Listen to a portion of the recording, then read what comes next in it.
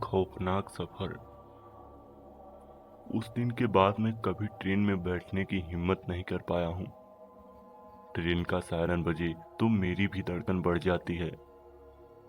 मेरे साथ वह दर्दनाक घटना तब घटी थी जब मैं अपने दोस्त बकुल और प्रदीप के साथ शिमला घूमने जा रहा था। हमने अचानक घूमने का प्लान बना डाला। तत्काल में ट्रेन टिकट बुक किया और फटाफट रेलवे स्टेशन पहुंचे। ट्रेन निकलने का समय हो चला था।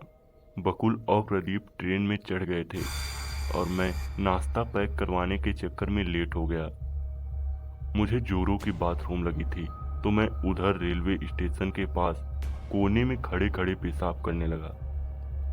अचानक मुझे किसी अनजान शक्ति ने जोर का थप्पड़ मारा। मेरे कान में तो जैसे सीटी बज गई। मेरा नाश्ते का पैकेट हवा में उछलकर बिखर गया।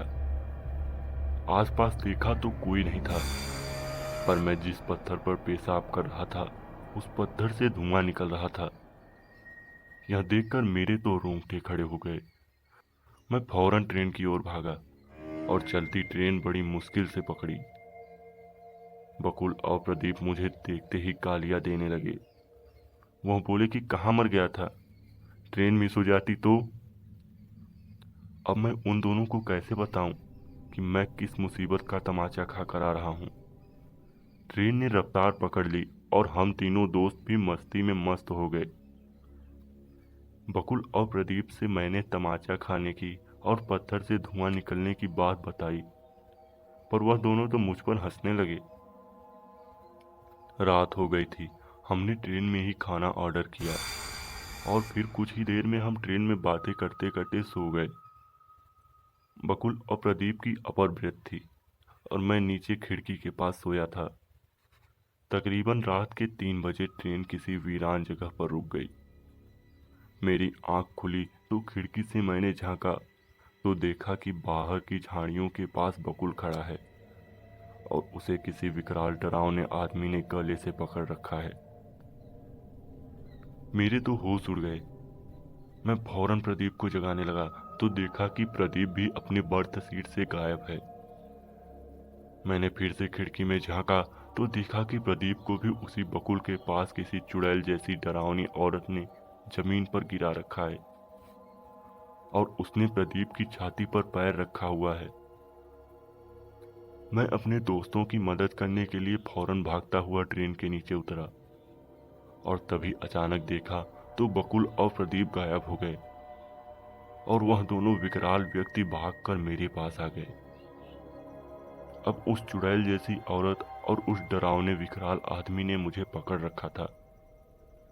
डर का आलम यह था कि मेरी हलक सूख चुकी थी और मेरे मुंह से आवाज तक नहीं निकल रही थी। वह चुड़ैल जैसी औरत बोली कि हम दोनों रेलवे स्टेशन से तेरा पीछा कर रहे हैं।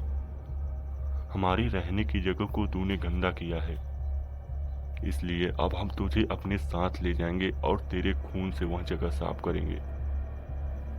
इतना बोलकर वह दोनों मुझे झाड़ियों में खींचने लगे। मैं तो अधमरा हो गया था, फिर भी भागने की कोशिश कर रहा था, पर मुंह से आवाज निकले तो कोई मेरी मदद करे ना। तभी अचानक ट्रेन का सायरन बजा और वह दोनों रहस्यमय भूतिया लोग मेरा हाथ झटक कर भागे। मैं बावलों की तरह ट्रेन की ओर भागा और ट्रेन में घुस गया।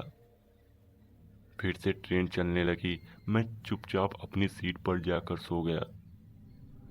मेरी धड़कनें काफी तेज थी, फिर भी मैंने डरते डरते खिड़की से झांक ही लिया। तभी देखा तो वह विकराल आदमी और चुड़ैल की जोड़ी सामने झाड़ियों में ट्रेन के साथ दौड़ रहे हैं और उन दोनों के मुंह मेरी ओर ही हैं।